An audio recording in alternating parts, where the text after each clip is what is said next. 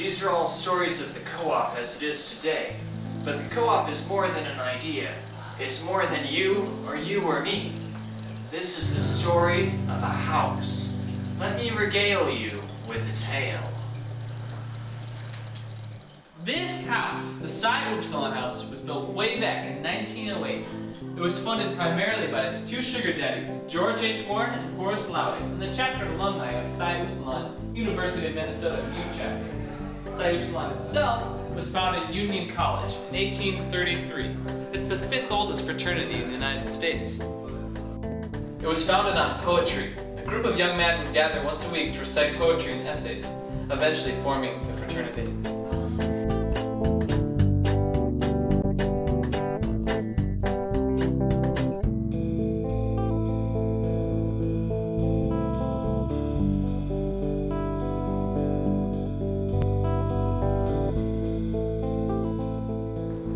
The original lot was 165 feet by 66 feet, but 12 feet of the original 165 was sold to make space for the alley, and 16 and a half feet of the original 66 was sold to make room for Delta Tau Delta's chapter house, our neighbors. We still don't know for sure exactly when the extension was built, but we theorize that it was part of the original construction.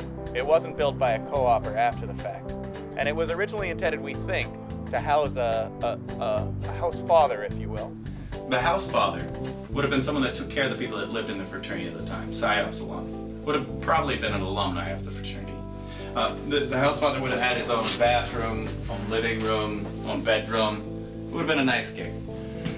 We learned from one of our neighbors, neighbor Dan, that his fraternity had an area of the house similar to this. So we think the theory holds a lot of water. Hello there. Just wanted you to know that this house was originally gray stucco and it had X-shaped buttons over the windows. It was designed by the prominent architectural firm Frederick G. Keyes and Cyrinus Colburn of the firm Keyes and Colburn. They built such prominent Minneapolis landmarks as City Hall, the Masonic Temple, the Charles M. Harrington House, the Loring Theater, and the courthouse. But what's interesting is they built our house after they built City Hall. The house is the second oldest remaining frat house on Fraternity Row, the fourth constructed, and is a contributing property in the Fraternity Row Historic District by the Minneapolis Heritage and Preservation Society. It exemplifies the scale and style of the pre-World War period. Wow, what a changing world this house has seen.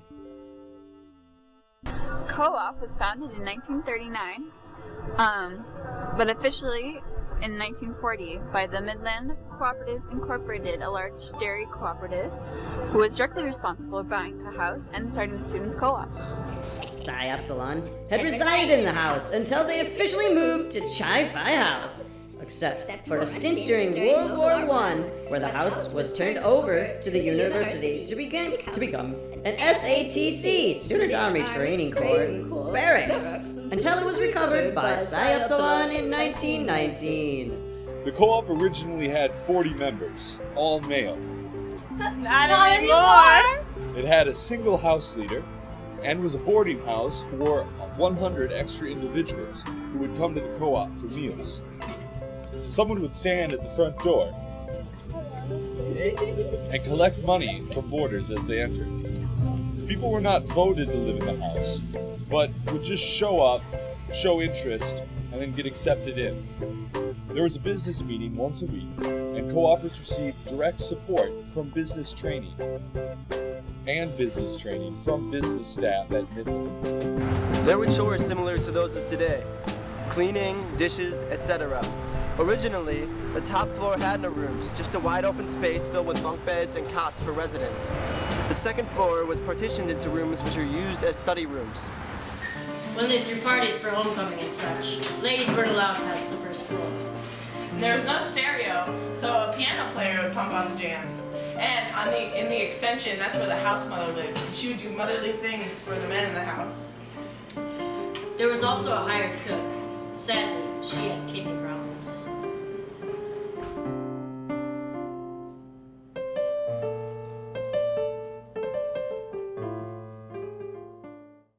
According to this report by former co-opper Don Ellen, in 1978, two co-opers plotted to acquire the co-op property and sell it for their own profit. John Sukup, manager, and Pete Gensler, president, quietly influenced the membership of the board of directors and gained their individual trust over the next year and a half.